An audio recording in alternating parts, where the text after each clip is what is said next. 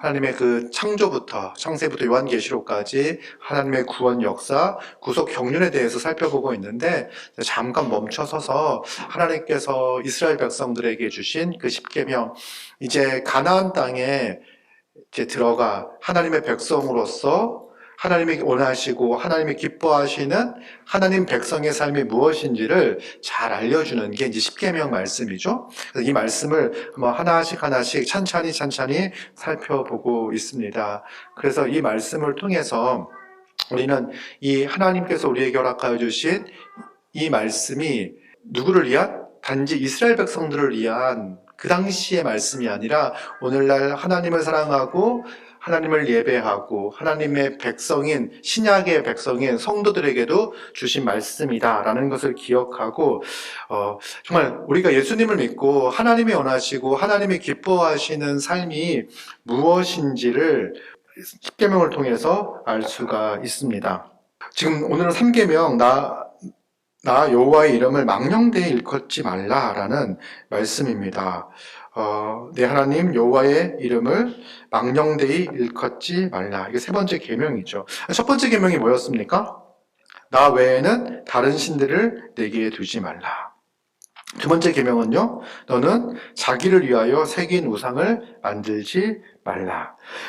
첫 번째 계명은요, 누가 하나님이신지, 하나님이 누구신지, 하나님만이 참된 하나님이심을 알려주는 말씀이 이제 1계명입니다. 그래서 우리 1계명, 2계명, 3계명, 4계명, 5계명, 6계명, 7계명, 8계명, 9계명, 10계명이 모두가 각각의 계명이 아니라 서로 각각의 계명들이 밀접하게 연결되어져 있는 것을 알 수가 있는데요.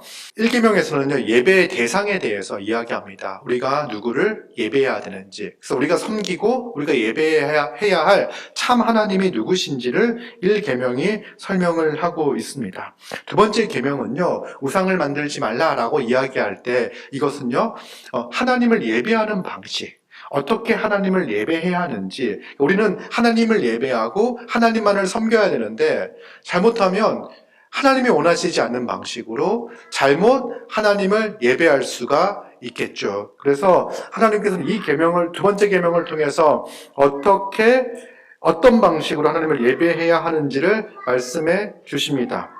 하나님의 형상을 다른 것들로 만드는 것은 어떤 것이냐면 하나님에 대한 왜곡, 축소하는 거죠. 그래서 금송아지를 만들고 이것이 애굽에서 우리를 건져내신, 우리를 인도하신 하나님이다라고 하는 거죠. 사람들은요, 눈에 보이는 어떤 형상을 만들고 그것을 대단히 크게, 대단히 웅장하게, 대단히 비싼 것을 가지고 어떤 형상을 만드는 거예요. 그럴 때 그 형상을 보고 어떤 경외감을 느낀다든지, 형상을 봤을 때 그것에 압도되어진다든지, 그래서 하나님을 좀 잘 예배할 수 있는 방식으로서 그런 것들을 만듭니다. 하지만 아무리 그 의도가 선하고 좋은 것이라고 하더라도 그것은 하나님께서 금하신 예배의 방식입니다.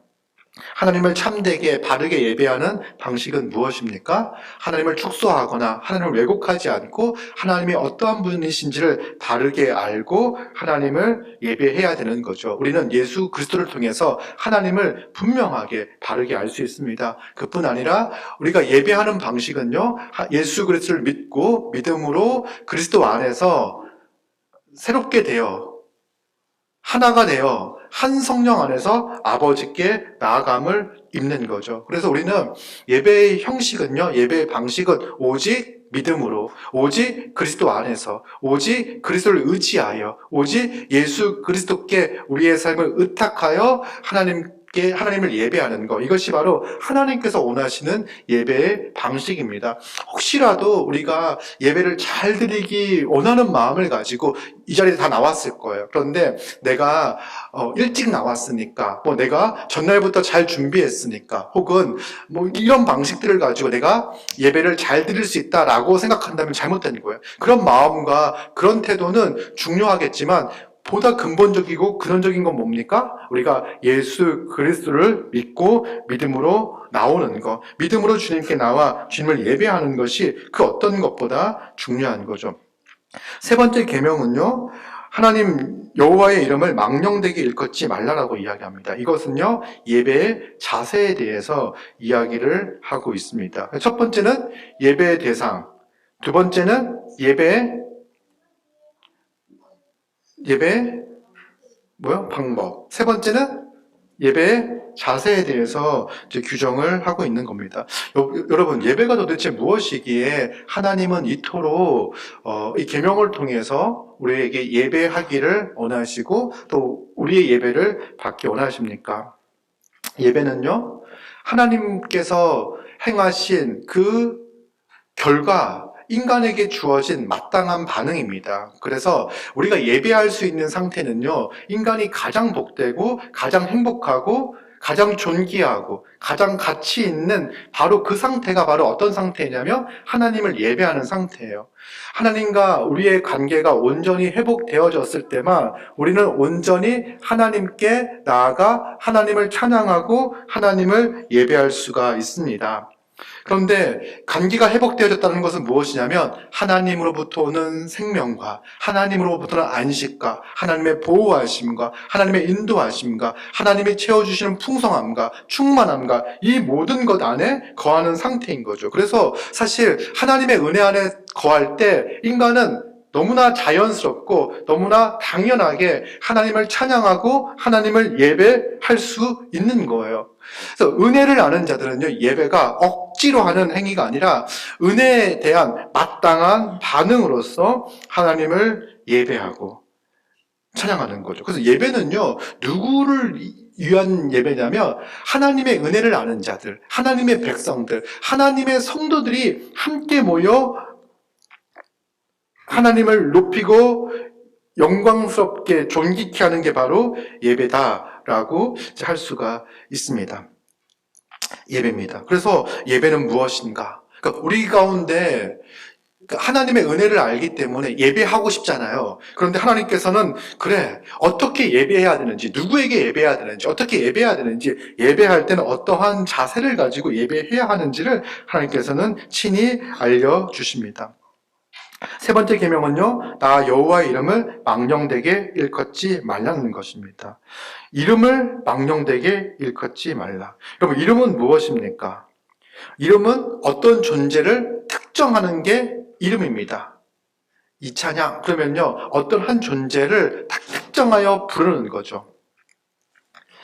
그리고 이 성경에서 이름은요, 성품, 또 그와 관련된 모든 것, 즉 존재 자체를 나타내는 표현이 바로 이름입니다. 그러니까 이름은 그가 어떤 사람인지, 어떤 존재인지를 드러내 보여주는 것이 이름입니다. 특별히 이 이름이 하나님께 사용되어지는 이름은요, 특별히 하나님이 어떤 존재이시고 하나님의 성품이 무엇이며 하나님이 어떤 일을 행하셨는지를 알게 하는 게 바로 이름입니다. 여러분, 우리가 하나님을요, 뭐라고 부르죠? 성경은 하나님을 부르는 다양한 호칭이 있습니다. 왜냐하면 하나님은 이 이름을 통해서 자기를 우리에게 드러내 보여주십니다. 자신을 우리에게 드러내 계시해 주십니다. 여호와 하나님, 엘로힘, 여호와 이레, 여호와 니시, 여호와 라파, 임마누엘, 여호와 샬롬, 이 정도는요, 우리가 들었던 게 하나님에 대한 호칭이라고 이야기할 수 있죠. 여러분, 여호와 하나님은 어떤 의미입니까? 여호와 하나님, 스스로 있는 자다라는 뜻이죠. 여호와 스스로 있는 자다.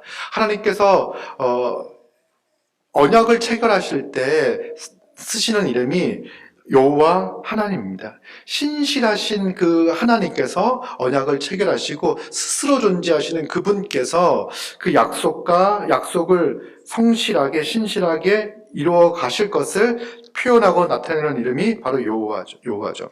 엘리온, 지극히 높으신 하나님, 엘로힘, 엘샤다이, 전능하신 하나님, 여호와 이레, 준비하시는 하나님, 여호와 니시, 여호와 깃발, 그것은 이제 승리하시는 하나님, 우리의 승리자가 되시는, 우리를 승리케 하시는 하나님, 여호와 라파, 우리를 치유하시고 회복하시는 하나님, 여호와 체바오트, 만군의 하나님, 왕 중의 왕이신 하나님, 티드케뉴, 의로우신 하나님, 여호와 카도시, 거룩하신 하나님, 임마누엘. 이건 뭐죠? 하나님이 우리와 함께 하신다. 또 헬라어로는요, 파테르, 아버지라고 부르고요. 또 하나님을 아가페, 사랑의 하나님, 또 첸이라고 해서 우리에게 은혜를 주시는 하나님, 여호와 샬롬, 우리에게 평강을 주시는 하나님이라고 부릅니다. 이러한 단어들을 통해서 하나님이 어떠한 분이신지를 우리에게 알려주시는 거예요. 지금 제가 되게 빠르게 하나님의 이름에 대해서 쫙 나열했는데 결국 이 이름은요, 우리에게 하나님은 어떤 분이신 거죠? 우리에게 어떤 분이세요? 우리의 주님이 되시고요, 우리를 사랑하시고요, 우리에게 은혜를 베풀어 주시고, 우리에게 평강을 주시고, 복을 주시고, 하나님 나라의 안식을 주시는 하나님이시죠. 그분은 자비를 행하시고요, 은혜를 베풀으셔서 죄와 사망의 권세를 깨뜨리시고 승리케 하시고, 죄로 물든 우리를 정결케 하시고 거룩하게 하시어 거룩한 하나님의 성품을 닮아 거룩한 삶을 살게 하는, 그래서 즉 우리를 구원하여 새로운 존재로 창조하여 하나님의 뜻에 살아가는, 뜻에 합당하게 살아갈 수 있는 존재로 우리를 건져내시는, 구원하시는 하나님에 대한 이름입니다. 성경 전체는요, 우리를 창조하시고 타락한 인간을 구원하시어 새로운 존재로 창조하시는 하나님의 사역, 하나님의 그 일들에 대해서 기록하고 있습니다. 그래서 우리는 하나님의 이름을 통해서 하나님이 우리에게 구원을 행하시는 분이시구나, 우리를 구원하여 하나님 나라의 복과 안식을 허락해 주시는 분이구나, 하나님께서 우리를 구원하여 거룩한 삶으로, 사랑의 삶으로, 하나님의 은혜를 누리는 삶으로 살게 하시는 분이구나. 그래서 결국은 샬롬, 하나님이 주시는 평강과 안식을 누리게 하시는 분이구나 라는 것을 그 이름을 통해서 알 수가 있습니다.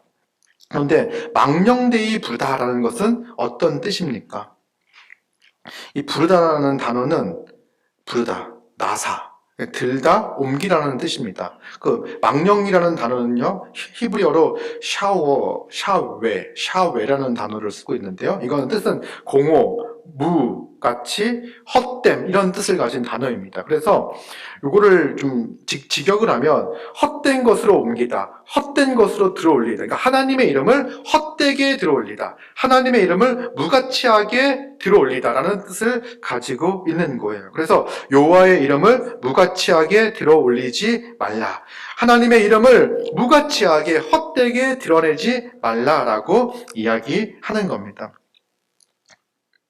여러분, 하나님의 이름을 망령되게 부른다, 하나님의 이름을 무가치하고 헛되게, 무의미하게, 공허하게 드러낸다는 것은 무엇입니까? 어떤 태도입니까? 하나님의 성품과 하나님의 사역을 헛되게, 가볍게 생각하는 태도라는 것을 알 수 있겠죠. 하나님의 이름을 망령되게 일컫는다는 것은 뭐냐면 하나님께서 우리를 위하여 행하신 그 놀라운 일들, 하나님의 그 사랑과 거룩의 성품들, 이것들을요, 무의미하고 공허하고 가치 없는 것으로 드러내고 표현하며 살아가는 것, 이것이 바로 세 번째 계명을 어기는 것이라고 말씀을 합니다. 어쩌면 우리는 첫 번째 계명, 두 번째 계명, 세 번째 계명을요, 우리는 잘 지키고 있다고 생각하며 살아갑니다. 그쵸?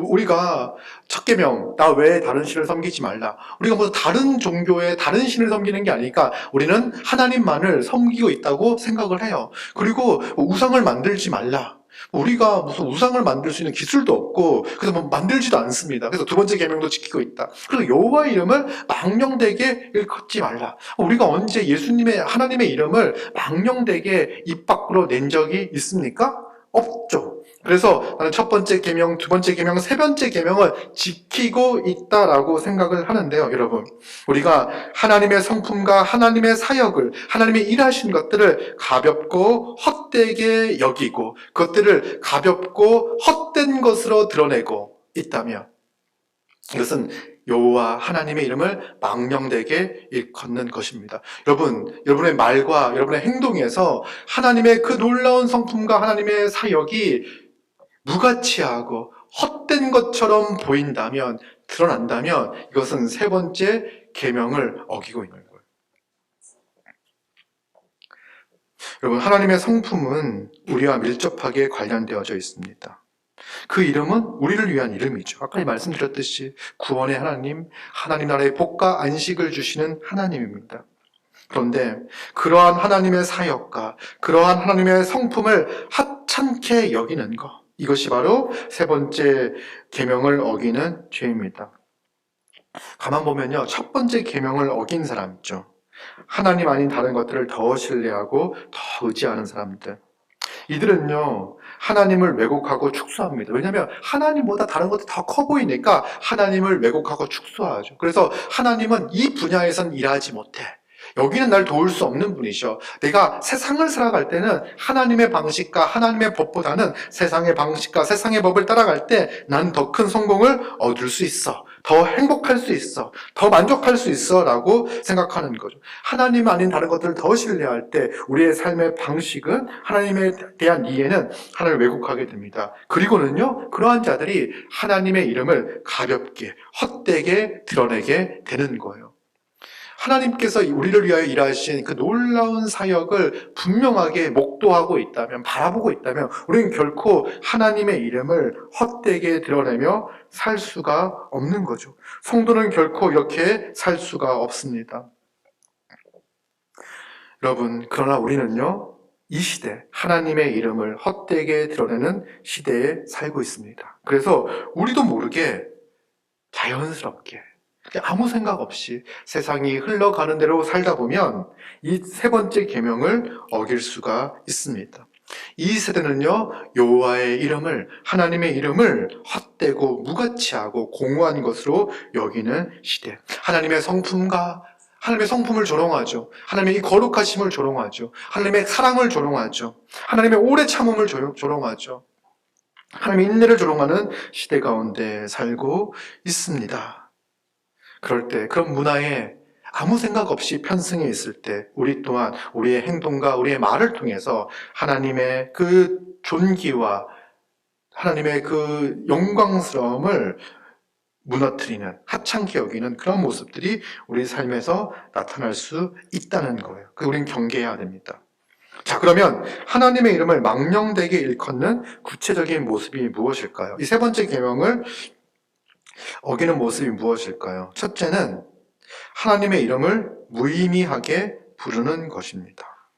자, 하나님의 이름 이렇게 하겠어요. 하나님의 성품과 또 하나님의 그 행하신 일들, 그리고 하나님을 향한 존칭들, 그 이름들 있잖아요. 이것들을 무의미하게 부르는 것이에요.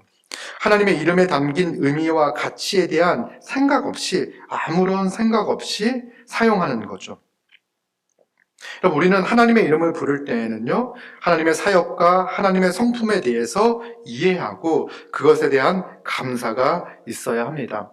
여러분, 우리가 사도신경을 이제 같이 문답을 하잖아요. 이거 할 때도요, 한 단어 한 단어가 하나님의 일하심과 하나님의 성품과 우리를 향한 하나님의 사랑과 우리를 구원하는 하나님의 그 놀라운 은혜가 드러난 표현들이잖아요. 근데 이런 것들을 읽을 때 제가 묻잖아요. 성부 하나님을 믿습니까? 라고 물을 때 하나님은 이런 분이십니다. 이런 분이십니다라고 이야기할 때 무의미하게 아무 의미와 가치를 생각하지 않고 말하고 하는 것들, 이런 것들은 경계하고 조심해야 됩니다. 그래서 그거 다시 한번, 그러니까 여러분들 이게 딱 예배를 드리기 전에 딱 와가지고 예배 순서를 한번 싹 훑어보면서 다시 한번 사도신경의 의미를 이제 예배 중에 고백할 거잖아요. 다시 한번 그 의미를 기억하고, 그래서 한 단어 한 단어를 말할 때에도 하나님에 대한 감사와 존경과 예배와 찬사를 표현할 수 있도록 해야 하는 것입니다. 그리고 이제 이렇게 예배 중에, 기도 중에 이제 뭔가를 추임새 같은 느낌으로서 아버지 이렇게 하는 것들 있잖아요. 이럴 때도 뭐 하나님 이렇게 얘기하는 거죠. 그러니까 보통 어떤 분들도 하나님 아버지 이렇게 하는 것들도 그 이름을 부를 때 의미 없이 형식적으로 하는 것들은 피해야 됩니다.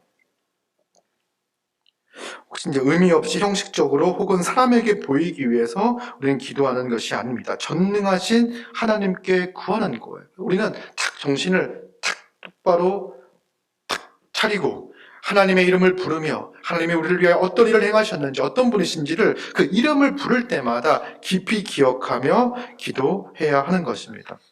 그리고 또 하나님의 이름을 망령되게 일컫는다라고 이야기할 때 이제 하나님의 이름을 욕되게 부르는 것이 있습니다. 혹은 하나님의 이름을 농담거리로 삼는 것. 그 영어에서는요, 영어 욕이 있는 거 아세요? 영어 감탄사. Jesus Christ. 이걸로 갖다 예수 그리스도를 갖다가 어떤 욕같이 사용을 한다든지, 뭐 이제 오 마이 갓. 뭔가 놀라움을 표현할 때 이제 그냥 그 하나님의 위대하심과 하나님의 사랑하심을 기억하지 않고 그냥 내뱉는 거, 오 마이 갓. 정말 놀라우면 오마 이 정도까지 얘기하면 되잖아요. 근데 왜 거기서 왜 갓을 이야기하고 그러십니까? 그리고 이제 뭐 의미 없이 뭔가 딱 어려움이 있었을 때 주여 주여 이렇게 하는 것들 있잖아요. 이런 부분들 사실 여러분 우리가 어려움을 당할 때 정말 진실로 주님을 찾고 할 때 그렇게 간구하고 기도하는 것이 아니라 그냥 이렇게 하는 표현들 있잖아요. 이런 표현들은요 우리가 경계하고 조심해야 됩니다. 정말 하나님에 대하여 경외감과 존경과 존중의 마음을 가지고 있는 우리가 어떻게 하나님의 이름을 그렇게 함부로 욕되게 부를 수 있습니까? 여러분 우리는요 부모님의 이름을 가지고도 장난치지 않습니다. 부모님의 이름을 욕으로 쓰는 분이 있습니까? 이렇게 우리가 기분 나쁠 때 찬양 이렇게 한다거나 뭐 그렇게 하는 경우가 있습니까? 여러분 누가 우리 부모님의 이름에 대해서 함부로 부르고 이렇게 할 때 되게 기분 나빠하고 그러잖아요. 그런데 우리가 어찌 우리 아버지 되신 하나님의 이름을 그렇게 쉽게 욕되게 욕으로 대체해서 쓰거나 농담거리로 삼으며 살 수가 있겠습니까? 이건 경계하고 조심해야 되는 부분이고요. 또 하나는 좀 하나님의 이름을 부끄러워하는 거. 하나님의 이름을 부끄러워하는 거. 여러분 우리가 이제 직장 생활을 하거나 학교에 있거나 그럴 때 자신이 하나님을 예배하는 자라는 것을 밝히지 않는 거예요. 내가 하나님을 예배하는 하나님의 사람임이라는 것을 밝히지 않는 거예요. 왜냐하면 뭔가 불편해질까 봐 혹은 좀 죄를 짓는데 방해가 될까 봐 이렇게 밝히지 않는 것들, 이런 것들도 이거 왜 밝히지 않는가 했을 때 하나님의 이름을 부끄러워하여, 아니 하나님의 이름을 부끄러워한다는 것은 하나님께서 우리를 위하여 행하신 그 일들을 부끄러워하여 하나님이 우리에게 합당한 예배를 받으시는 분이신데 우리의 일상 가운데, 일상의 삶 가운데서도 하나님이 예배받아야 되는 거잖아요. 그리고 우리 일상을 살아갈 때도 하나님을 예배하는 자로서 살아가는 거예요. 하나님께서 우리에게 놀라운 구원의 은혜를 허락해 주셔서 하나님을 찬양하고 하나님을 예배하는 자로서 살아가고 존재합니다. 그 자로서 직장에서도 학교에서도 가정에서도 있는 거예요. 그런데 하나님의 이름이 부끄러워, 하나님이 행하신 그 사역이 부끄러워 우리가 예배하는 자라는 것을 밝히지 않는 것 또한 하나님의 이름을 망령되게 일컫는 모습입니다. 그리고 이제 그런 자리에서 하나님을 모욕하고 욕되게 하는데 가만히 있는 거, 밖에 하나님에 대해서 욕을 하고 막 그러는데 가만히 있는 거 있잖아요. 여러분, 내가 하나님을 예배하는 자입니다 라고 딱 얘기했습니다. 저는 하나님을 사랑하는 자입니다. 하나님을 사랑하는 자입니다. 직장에서 알고 있어요. 그런데 내 앞에서 하나님을 모욕하고 하나님을 욕되게 하는 거예요. 그런데 가만히 있습니까? 자기의 명예가 손상되어지고 자기에게 조금이라도 기분 나쁜 소리를 하면 불같이 화를 내고 기분 나쁜 표정이 탁 드러나는데 하나님의 명예를 손상하고 모욕하는 그 자리에서는 싱글싱글 웃고 있습니다. 뭔가 이상한 거예요, 여러분. 여러분들이 사랑하는 누군가에 대해서 내가 누구를 사랑하고 내가 부모님을 사랑하고 사랑하는 대상을 아는데 그 앞에서 막 얘기한다는 건요, 그를 욕되게 하고 모욕하고 한다는 거는요, 일반적인 사회생활에서도 하지 않는 겁니다. 그쵸? 누군가가 딱 기분 안 좋은 그런 것들이 있을 때도 이 사람과 그 사람이 어떤 관계인지를 알면은 딱 조심하잖아요. 그런데 우리가 하나님을 사랑하고 하나님을 예배하는 자인지 알면서 우리 앞에서 그 하나님을 모욕하고 욕되게 하는데 어찌 가만히 있을 수 있습니까? 여러분, 우리는요, 누군가 나에게 모욕감을 주거나 나에게 멸시를 하면 참을 수 있습니다. 그때는 싱글싱글 웃을 수 있어요.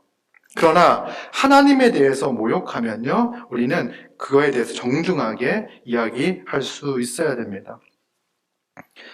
정중하게 얘기하는 거예요, 정중하게. 하지만 그러한 표현들은 좋지 않고 기분이 나의 기분을 상하게 하는 것임을 이야기할 수 있어야 됩니다. 여러분, 우리가 예배하는 대상이고 우리의 사랑하는 대상인데 어떻게 내 앞에서 그렇게 함부로 이야기할 수 있고 그것을 보고도 아무렇지도 않게 넘어갈 수가 있겠습니까? 하나님의 이름을 부끄러워하여 말하지 않는 것. 그러니까 막 그렇게 이야기할 때 부끄럽기 때문에 탁 나가서서 변호하거나 변론하지 않는 것입니다. 그리고 이제 세 번째, 하나님의 이름을 망령되게 일컫는 것들 가운데 보다 적극적인 방식이 있습니다. 그것은 뭐냐면 하나님의 이름으로 거짓 맹세하는 것, 혹은 맹세하는 것. 맹세라고 했을 때 어떤 맹세냐면, 어떤 맹세를 금하고 있냐면 평소에 사람들에게 신뢰감을 주지 않고 살아가는 거예요. 그러니까 저 사람을 좀 믿을 만하지가 않는 거야. 그럴 때 어떻게 하냐면 하나님의 이름을 이용해가지고 자기의 신뢰감을 높이려고 하는 거죠. 이런 걸 하나님께서 엄히 벌하십니다. 여러분, 평소에 우리의 언행과 행실을 통해서 신뢰를 줄 수 있는 사람이 되어야 해요. 나는 교회 다니는 사람이야 라고 하는 걸 통해서 나는 하나님의 이름을 걸고 맹세할게 라는 방식으로 사람들에게 신뢰감을 주려고 해서는 안 돼요. 이것은요, 많은 경우가 그의 기본적인 삶이 어떤 삶이었죠? 사람들이 봤을 때는 거짓을 말하는 삶, 자기의 말에 책임을 지지 않는 삶인 거예요.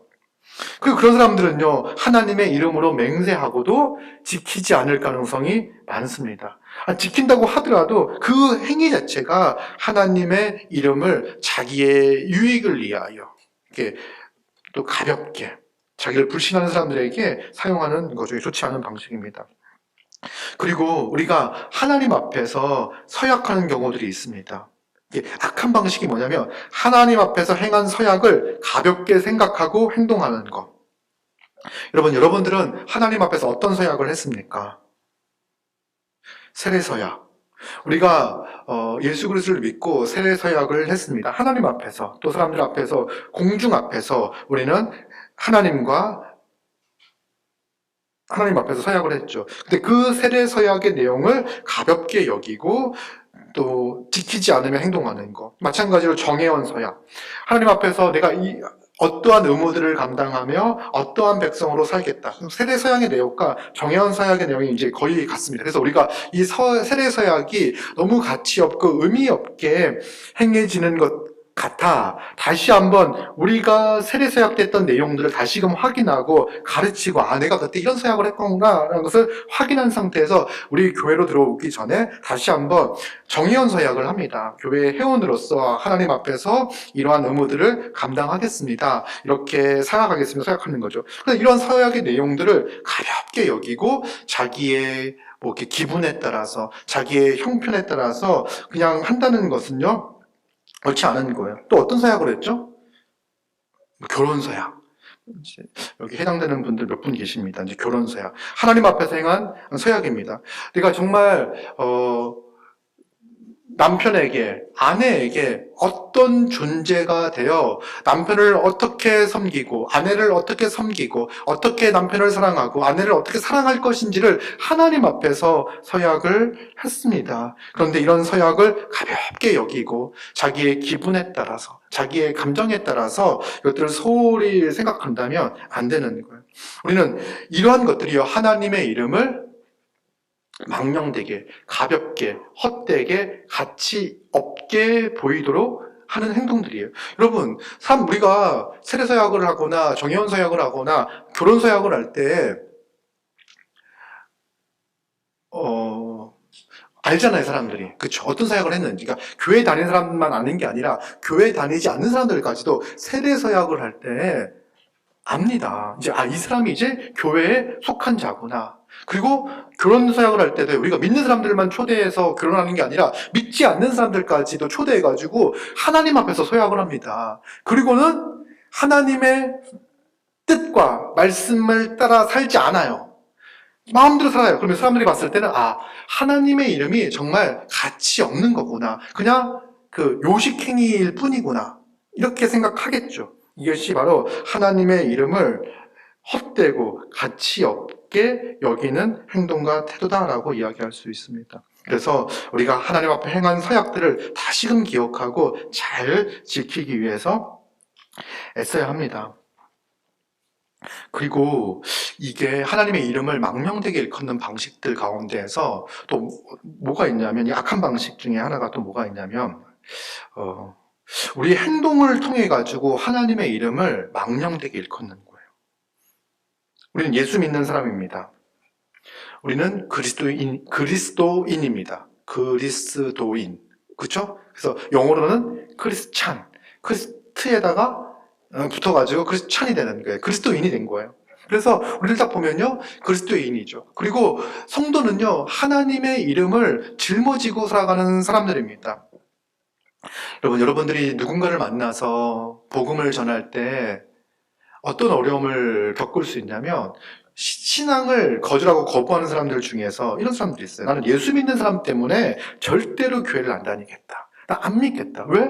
네가 예전에 만났던 그 사람. 근데 그 사람 예수 믿는 사람이라고 했다. 그런데 나를 괴롭히고, 난 그에게 속이고, 그랬다. 그러면요, 그러한 기억들이 하나님의 이름을 망령되게 일컫는 행동으로 기억되어 하나님을 믿지 못하게 하고 나아가지 못하게 하는 거예요.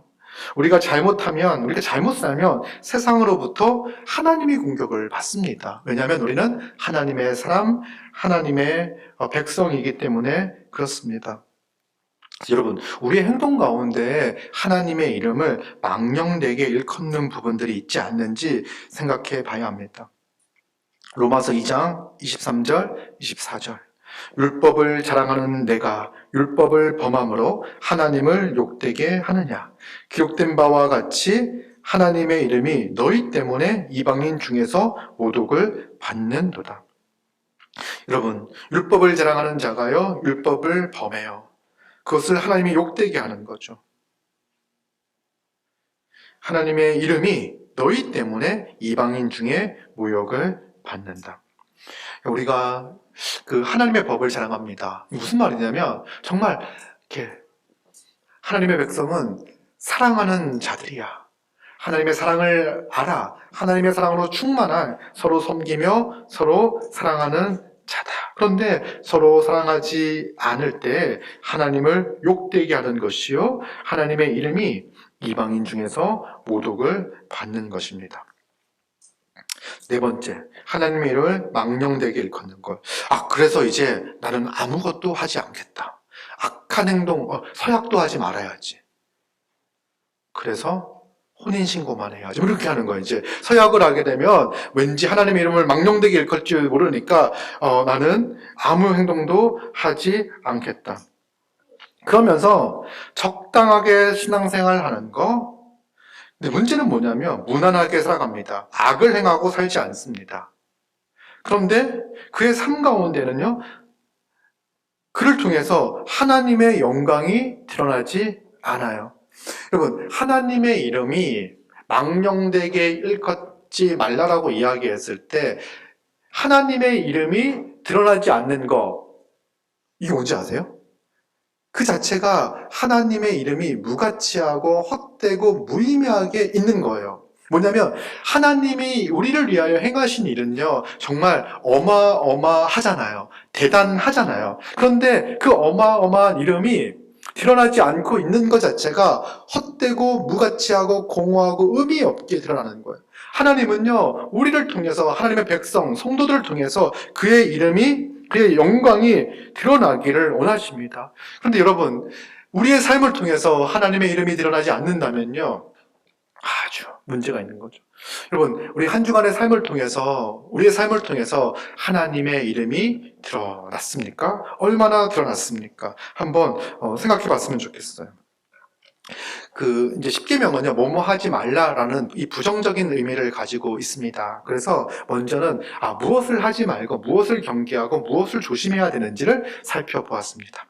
그런데 이 십계명은요, 무엇을 하지 말라라는 것을 통해서 긍정적인 의미를 우리가 해야 할 것들을 또 이야기하고 있습니다.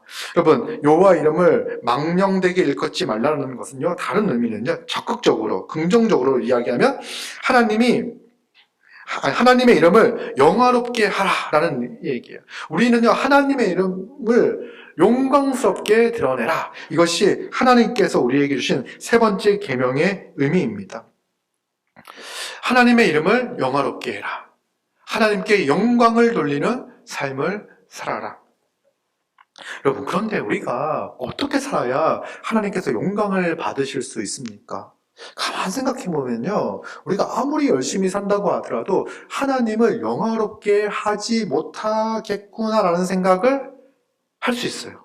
저는 어렸을 때 제가 공부를 되게 잘하면 하나님의 영광 받으실 거라고 생각을 했어요. 그래서 무슨 대학교를 가서 뭐가 되면 하나님께서 영광을 받으시겠구나. 여러분, 제가 어느 대학을 간 것이 하나님의 영광을 조금이라도 높일 수 있을까요? 그 하나님의 그 무한한 영광을 내가 무엇인가 열심히 해서 이뤄낸 그것이 하나님의 영광을 조금이라도 높일 수 있을까요? 안 될 거예요. 우리는 압니다. 하나님만이 하나님의 이름을 영화롭게 하십니다. 먼저 우리가 기억해야 될 것은요, 하나님만이 하나님의 이름을 영화롭게 하십니다. 하나님은 존재 자체가, 하나님의 성품 그 자체가 영화로우신 분이세요. 그러니까 어떤 의미에서는 하나님은 그냥 존재만 하셔도 영화로우신 분이세요. 그런데 하나님 놀랍게도요, 그 영화로우신 그 분이 우리를 통하여 영광을 받기를 원하세요. 우리가 하나님의 영광을 보고 하나님의 영광을 찬양하고 높일 수 있도록 하셔요.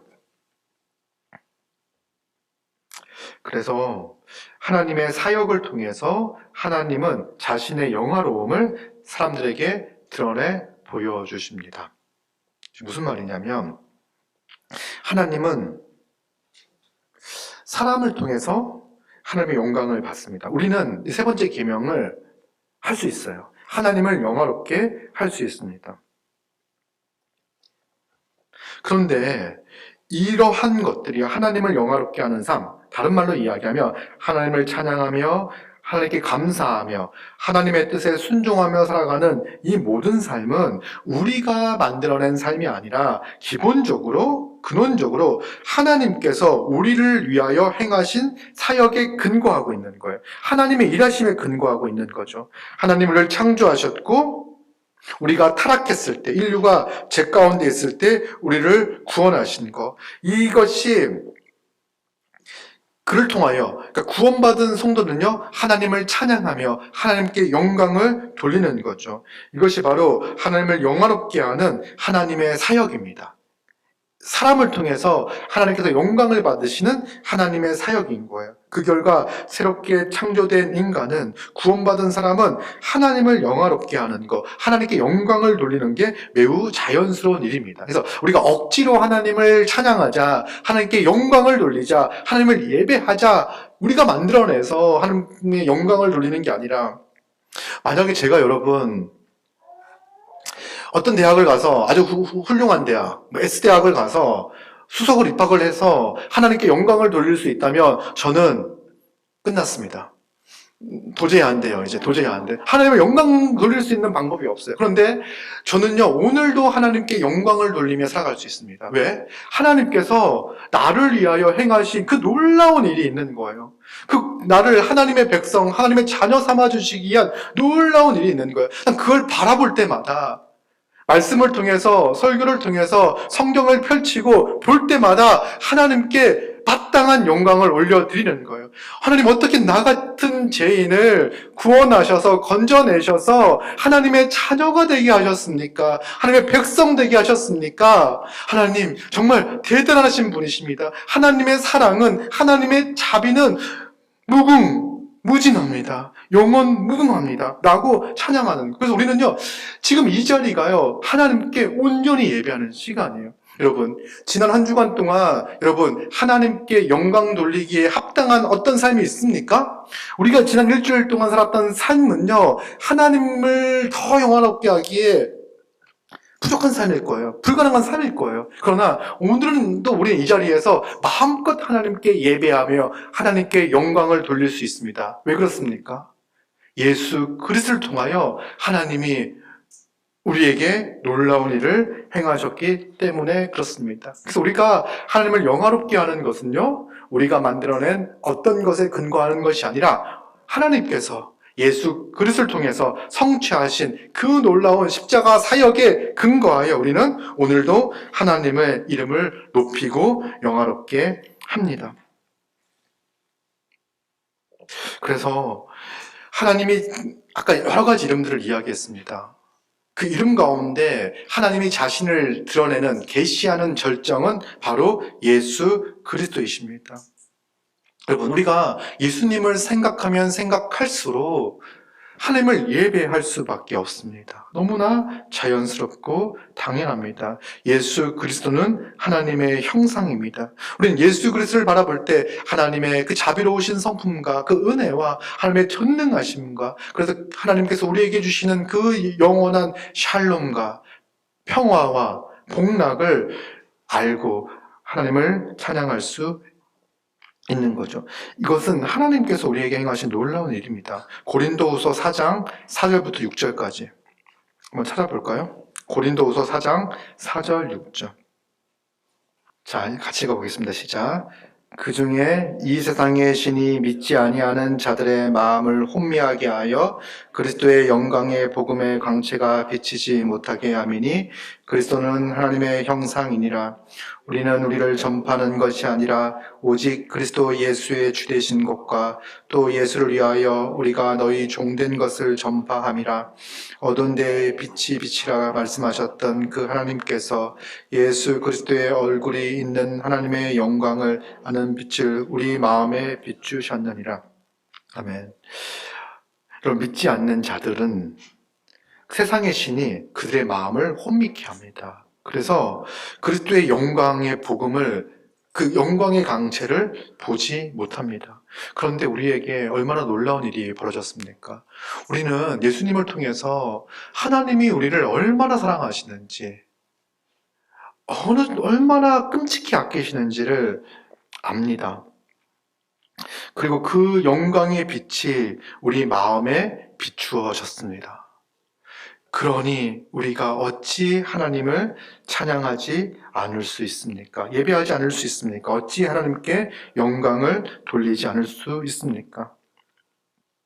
여러분, 구원받은 백성은 하나님께서 새롭게 창조하시어 하나님을 영화롭게 하는 삶을 살아가는 존재입니다. 하나님의 이름을 영화롭게 하는 삶은 하나님이 행하신 구원을 드러내는 삶입니다. 그러니까 우리는요, 하나님이 우리를 구원하셨어 라는 것들이 우리의 삶을 통해서 드러나는 거죠. 이것이 바로 하나님을 영화롭게 하는 삶입니다. 볼까요? 에베소서 2장. 이건 다 펴시기 바랍니다. 에베소서 2장 2장 1절부터 10절까지 말씀을 한번 볼게요.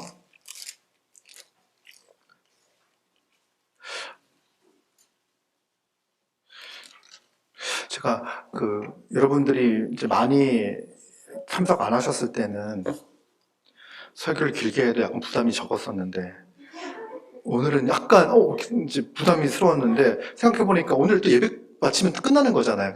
오래간만에 먼 길 오셨는데 그냥 보내드리기 아쉬운 마음 때문에 한번 천천히 한번 해보겠습니다. 에베소서 2장 1절부터 10절까지 말씀을 보면, 우리가 하나님의 구원을 받아 어떤 존재로 살아 하나님께 영광을 돌리게 하는지를 말씀하고 있습니다. 우리는 어떤 존재였냐면 허물과 죄로 죽었던 존재였습니다. 죽었던 존재였어요. 여러분, 죽은 자가 어찌 하나님을 찬양하고 예배할 수 있습니까? 그러나 하나님은 감사하게도 우리를 살려주셨습니다. 4절 보니까요, 긍휼이 풍성하신 하나님이 우리를 사랑하신 그 큰 사랑을 인하여 5절, 허물로 죽은 우리를 그리스도와 함께 살리셨다. 이 말씀합니다.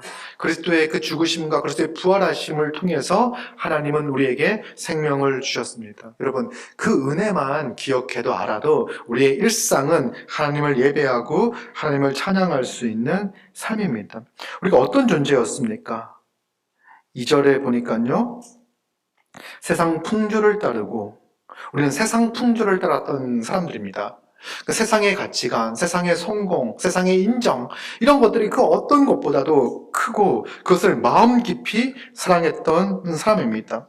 우리는 세상의 풍조를 따라 그 시대에 적합한 인문, 그 시대에 성공하는 인물이 되는 게 우리 삶의 목표였는데, 이것이 알고 보니까요, 공중 권세 잡은 자, 사탄 마귀를 줬던 삶이라고 이야기를 합니다. 순전히 자기를 위하고 자기를 사랑하고 자기를 열망하는 삶의 방식으로 살았던 거예요. 그래서 그것이 바로 공중 권세 잡은 자를 따랐던 삶이었죠.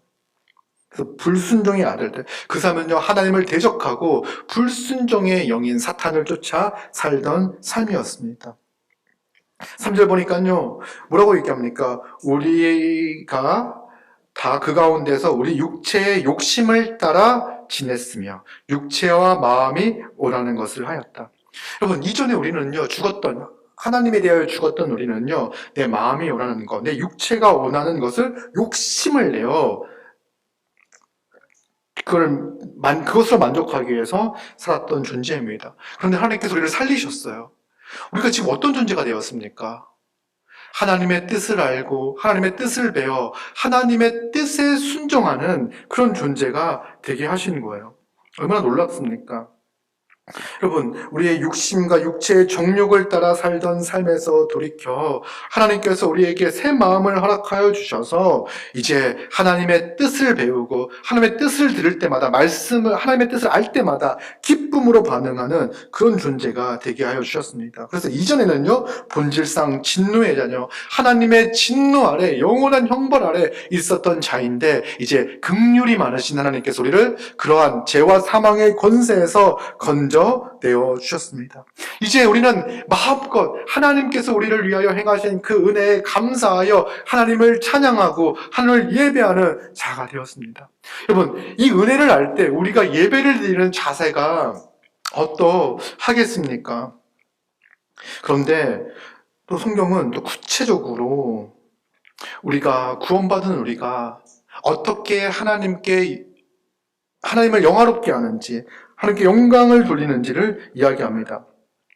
7절에 보니까요, 그리스도 예수 안에서 우리에게 자비하심으로써 그 은혜의 지극히 풍성함을 오는 여러 세대에 나타내려 하심이라. 우리의 삶은요, 이제 하나님의 은혜가 얼마나 풍성한지를요, 이 시대뿐만 아니라 오는 여러 세대에 나타내는 그런 존재가 되었어요. 하나님의 이름을 영화롭게 하는 방식은 뭐냐면, 하나님의 은혜의 지극히 풍성함을 오는 여러 세대에 나타내는 삶이에요. 여러분, 우리가 지금 이렇게 살아가고 있는데, 지금 우리의 삶을 통해서 하나님의 그 풍성한 은혜가, 지극히 크신 그 은혜가 우리의 삶을 통해서 드러나고 나타나고 있다는 거예요. 얼마나 감사합니까? 저도요, 예수 그리스도 십자가를 바라볼 때 하나님의 은혜가 얼마나 큰지를 알고요, 그 은혜를 받은 자들이 얼마나 하나님의 은혜 가운데서 감사하며 기뻐하며 거룩하며 사랑하게 살아가는 것을요, 구원받은 자들의 삶을 통해서 보고, 알고, 느끼고, 경험하고 있습니다. 그로 인하여 하나님이 정말 위대한 일을 행하셨구나. 그렇게 살 수 없었 보였던 자가, 저 누구라고 얘기하지 않겠습니다.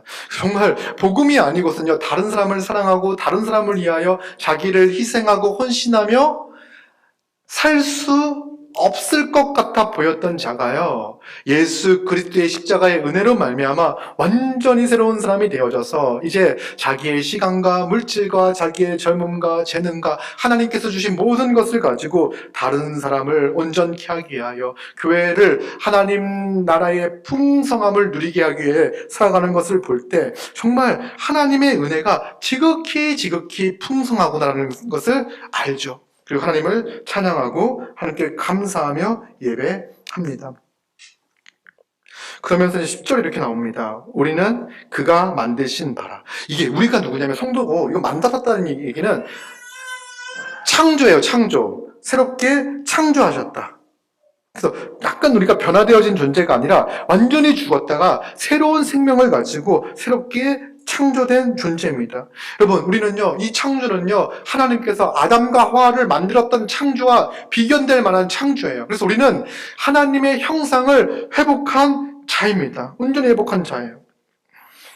그리스도 예수 안에서 선한 일을 위하여 지으심을 받은 자다라고 이야기합니다.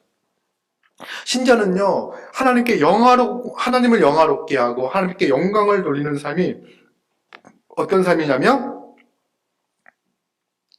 선한 일을 행하는 것. 그래서 이 일은 하나님이 전에 예비하사 우리로 그 가운데서 행하게 하려 하심이라. 하나님께서 전에 예비하신 그 놀라운 은혜 가운데 이제 선한 일을 행하며 살아가는 것을 통해서 하나님께 감사와 영광을 올려드리는 그런 존재가 되게 하셨죠. 그러면 하나님을 예배하는, 하나님의 이름을 영화롭게 하는 구체적인 삶의 모습은 무엇일까요? 그것은 바로 하나님이 우리에게 행하신 구원을 드러내는 삶입니다. 그 구원에 감사하며 감격하며 높이는 삶입니다. 그래서 첫 번째 계명과 두 번째 계명을 제대로 준수할 때 우리는 참되게 하나님을 예배하는 자로 살아갈 수가 있습니다. 그러니까 하나님만이 참 하나님이심을 인정하고 하나님만이 구원자이심을 인정하고 하나님만이 우리 삶의 행복과 만족과 우리 영혼의 무한한 기쁨과 안식, 영원한 생명을 주시는 분임을 인정하고 하나님만을 믿고 섬기는 그 신앙 고백. 두 번째, 우리가 온전히 바른 방식으로 하나님을 예배하여 하나님이 누구시고 하나님에 대한 그리스도를 통하여 하나님에 대한 풍성한 지식을 알 때 우리는 바르게 하나님을 찬양하고 예배할 수가 있습니다. 그래서 우리는 이 시간에 예배 시간에 모여서 하나님이 자신을 드러내 보여주신 예수 그리스도를 바라보고 예수 그리스도에게 집중합니다. 그 은혜를 알 때 우리는 자연스럽게 하나님을 찬양하고 하나님을 예배할 수 있죠. 여러분, 우리가 예배를 잘 드리는 것, 이것이 바로 하나님의 구원의 은혜에 바르게 반응하는 겁니다. 여러분, 예배 가운데 감격이 있습니까? 감동이 있습니까? 말씀을 듣다 보면 하나님께서 나를 위하여 이렇게 일하셨구나. 하나님이 나를 이렇게 사랑하시는구나. 하나님이 나를 위로하시는구나. 하나님이 나를 고아와 같이 내버려 두지 않으시고 나를 위로하시고 나의 그 작은 신음에도 응답하시는구나. 하나님이 나를 외롭게 내버려 두지 않으시고 하나님의 사람들, 성령의 사람들을 내 옆에 두게 하여 함께 살아가며 함께 하나님이 주시는 복과 안식을 누리게 하시는구나. 그 은혜에 감사하여 감격하여 하나님께 찬양하고 예배하는 그 예배, 여러분들이 우리가 함께 모여드리는 이 예배가 바로 그러한 예배입니다. 여러분, 우리는 예배를 잘 드리는 게 중요합니다. 일주일에 한 번 모여 예배를 잘 드리는 게 너무나 중요합니다.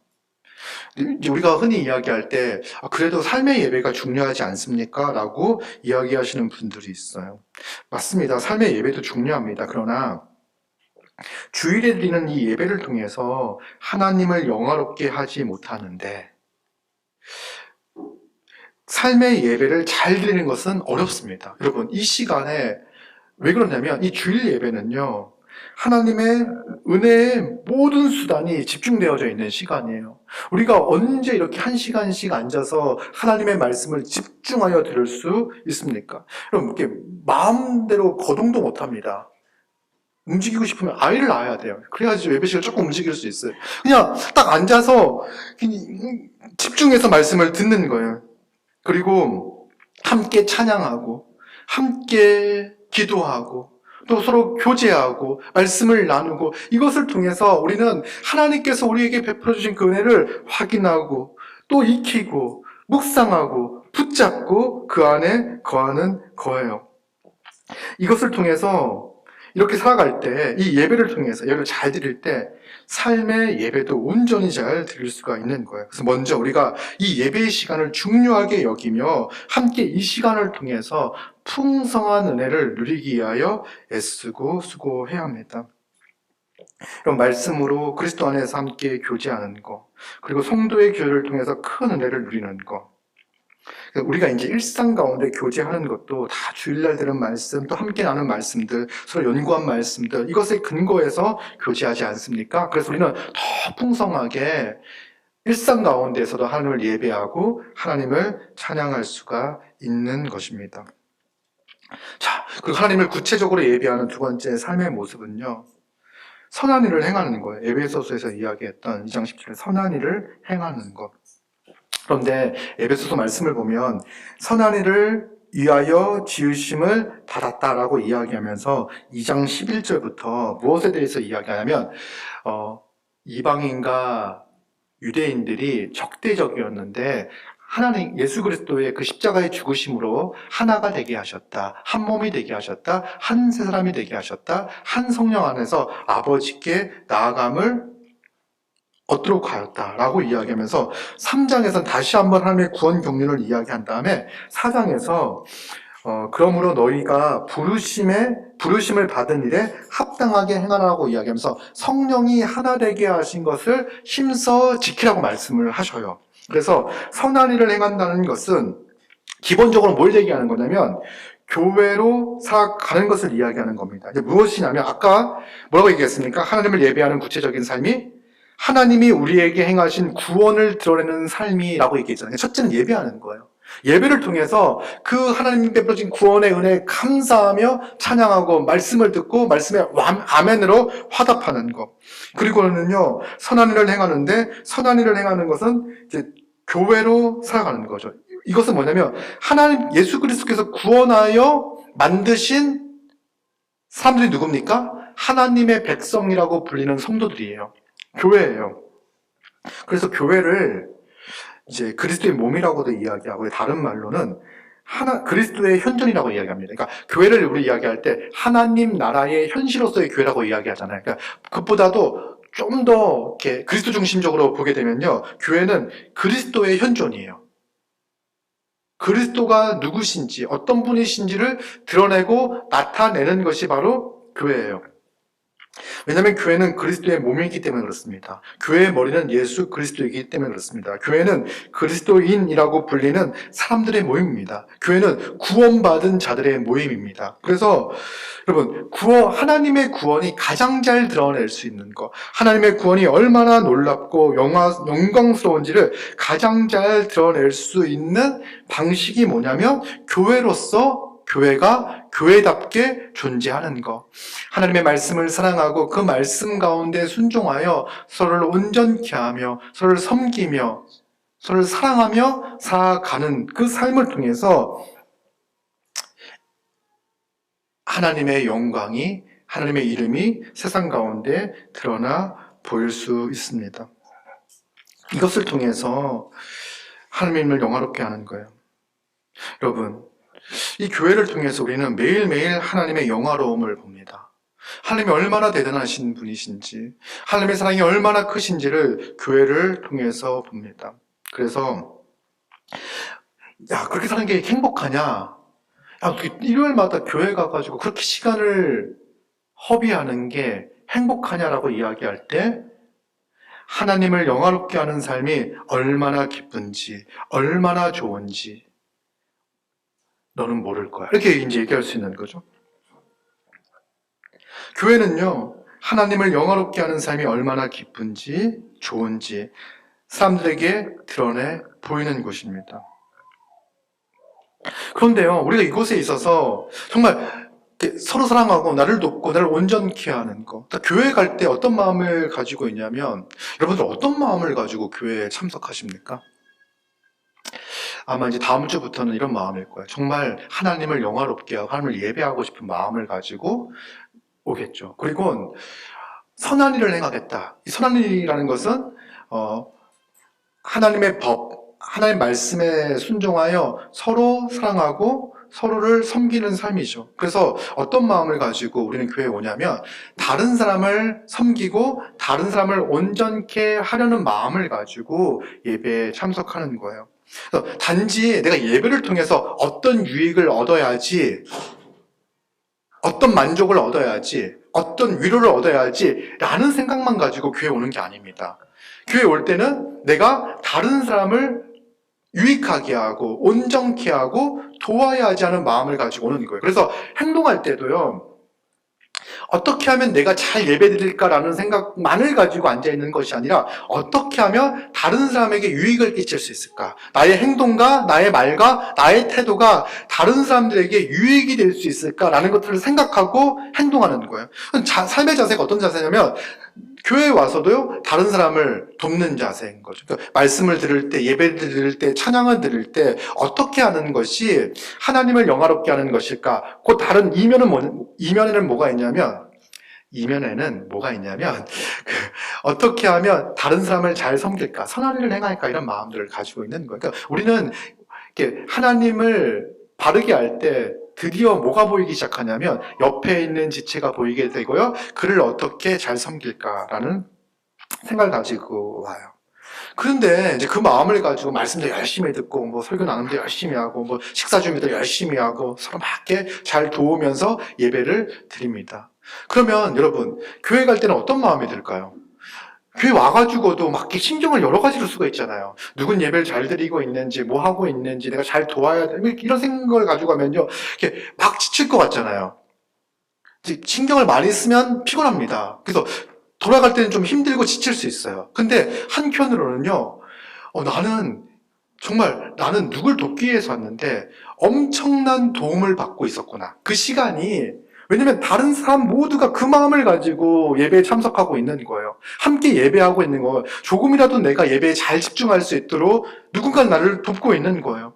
누군가는 내가 들은 말씀을 잘 이해할 수 있도록 돕는 거, 말 한마디 행동도. 그것을 통해서 나는 다른 사람을 돕기 위하여 애쓴 부분이 있는데 다른 사람이 나를 도운 부분이 훨씬 많은 거예요. 그 풍성함과 풍요로움을 가지고 나아가는 거죠.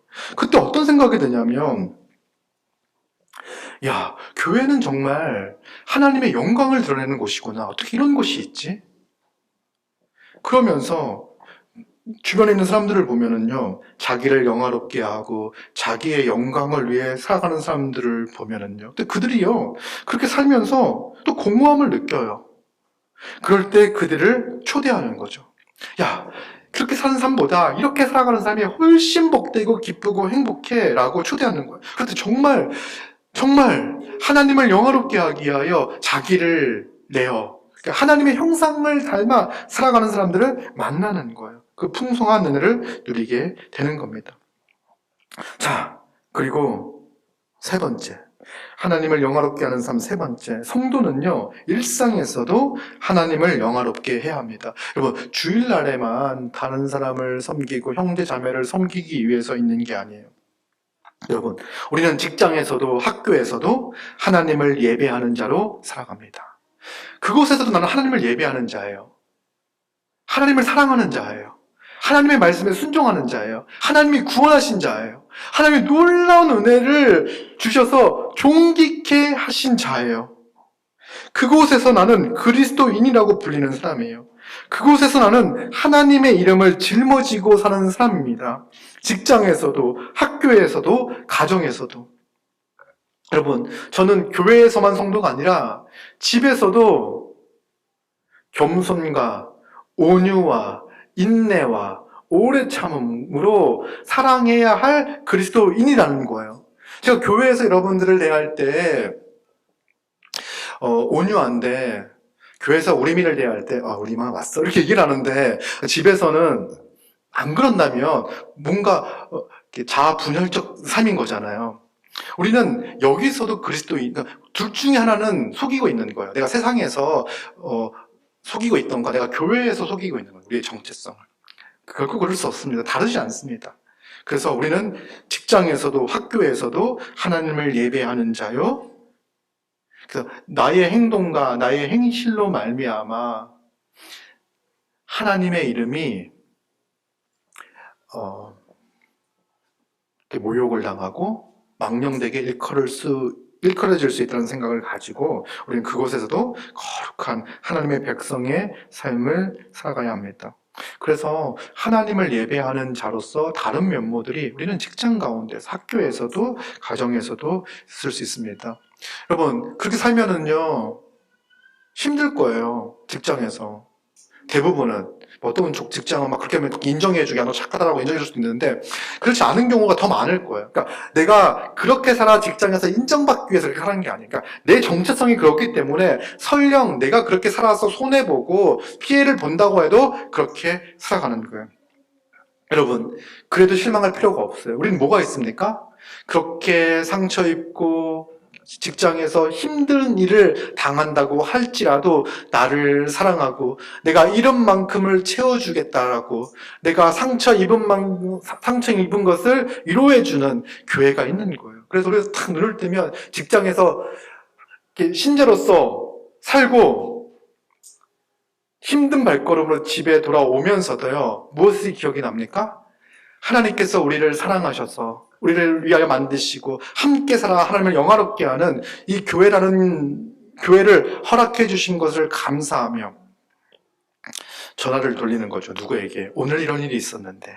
그래서 서로 위로하고 말씀으로 위로하고 권면하고 힘을 얻고 살아가는 거예요. 이것이 바로 하나님을 영화롭게 하는 우리의 삶입니다.